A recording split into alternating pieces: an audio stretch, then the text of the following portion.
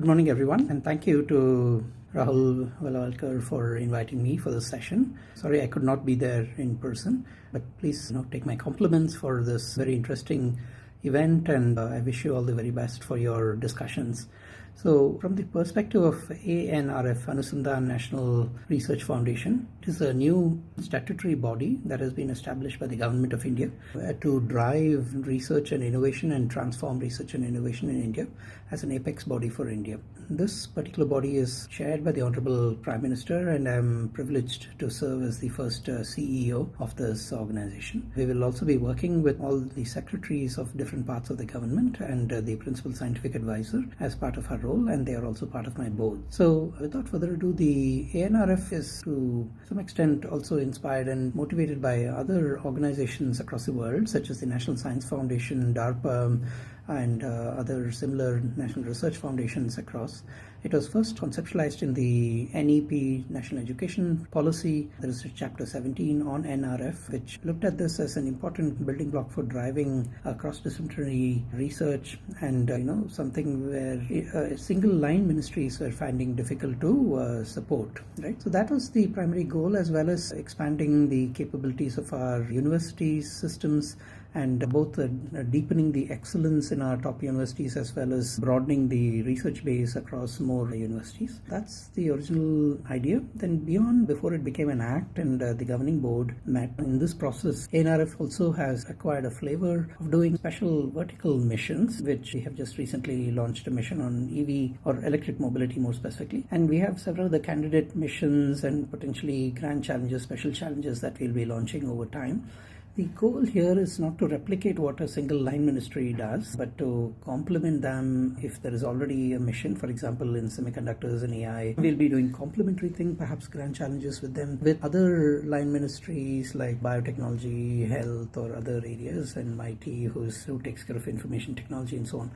We'll be doing other things. So I've been reaching out to my colleagues in different ministries, and over time you will see us launch either full-fledged cross-disciplinary or cross-ministerial missions with them or across them, and then we may also do some things a bit smaller, maybe grand challenges and so on, right? And in all of these missions or National Science Foundation type horizontal broad-based programs, which are at the top of the funnel or the early stages of research, basic research, interdisciplinary research, teaming research, we will also be finding mechanisms for industry to co-fund and be participants in earlier stages of the research. Now we will give them more mechanisms to participate. In addition to industry, we are also working closely with various foundations who are interested in supporting research. These foundations could be charitable foundations, or in addition there could be family offices also who are interested in supporting research, large family offices, or there could be CSR or corporate social responsibility. So if you do have connections in any of these and who are interested in partnering with us, please talk to me. And again, industry consortia or organizations such as IESA, NETRA, or others also have an important role where they can bring together or aggregate industry participation and work with us. So we are going to have many mechanisms, at the small, medium, large type things where we can have participation, because our goal overall, what we're trying to solve for is not just increase in aggregate R&D spending in India, but also the composition of that spending, or I would say the distribution of that spending, where government becomes more of a catalyst, and then we see a lot more industry spending on research and innovation. If the theory of the case is that ultimately you don't want government to run industries in the long run, goal is to catalyze, de-risk at the early stages especially, and more of the broad-based and of course specific vertical areas which are of themes of national importance or missions of national importance. We're going to be pushing hard on those areas, but we would be really asking the industry to step up, because it is time for India to start becoming an innovation nation and a research nation. Whatever has been the past is not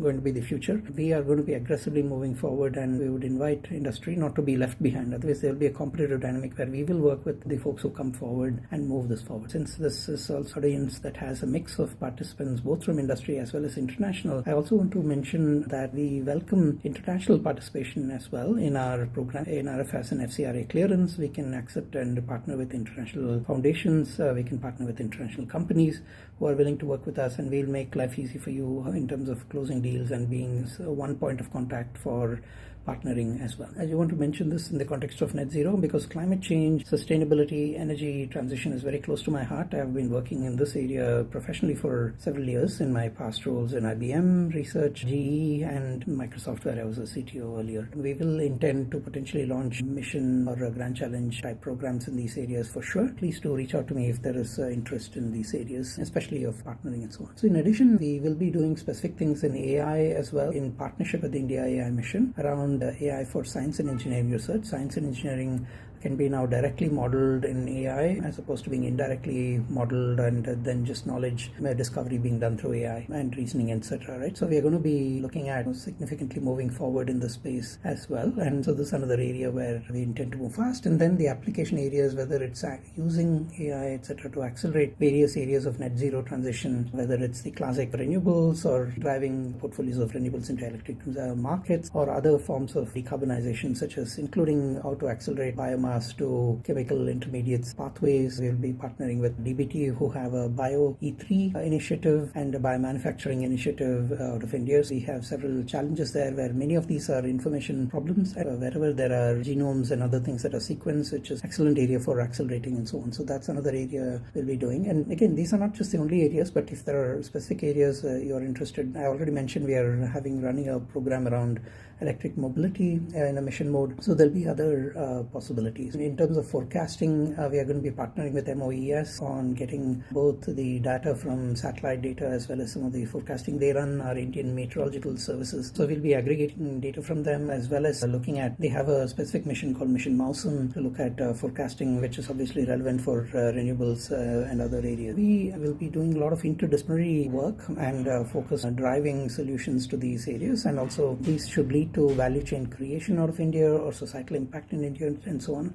for us to justify the public investment in these spaces. In terms of the horizontals, we are also going to be driving a lot more of people mobility programs and other programs that are complementing the investments of the Department of Higher Education. I know there is a wonderful program called the PMRF, Prime Minister Research Fellowship Program, and we are looking at a wide variety of people mobility programs, including internships, visiting to India, visiting out of India, and also participation in our entrepreneurial ecosystem, entrepreneur residence programs, top-up programs. All of these are on my mind, including postdoc and other programs, right? So we'll be doing many things in the space. Finally, for infrastructure, we'll be looking at getting infrastructure more shared. I'm talking about research and innovation infrastructure, whether these are microscopes, telescopes, or other sorts of things. Of course, for GPUs and so on, we'll be partnering with our MIT colleagues. And so in terms of co-funding and partnerships, we'll be allowing multiple mechanisms. One is for partners to co-fund our existing programs, or for larger partners who may want to run their own programs, we're also going to have a flexible or a catalytic co-funding model where we can invest alongside them if there are significant programs. This is called a catalytic funding model or a plus ANRF model. So overall, to sum up, I have a depth and breadth mission. We'll be using AI in everything we do. I come from the world of AI and applied AI specifically, so I'm closely plugged into some of these things. From a net zero perspective, again, this is something very close to my heart, and we will intend to move really fast, and India will be a leader in this space. So I urge you to come and work with us as we push forward from the point of view of government and all of society for solving problems. Thank you very much.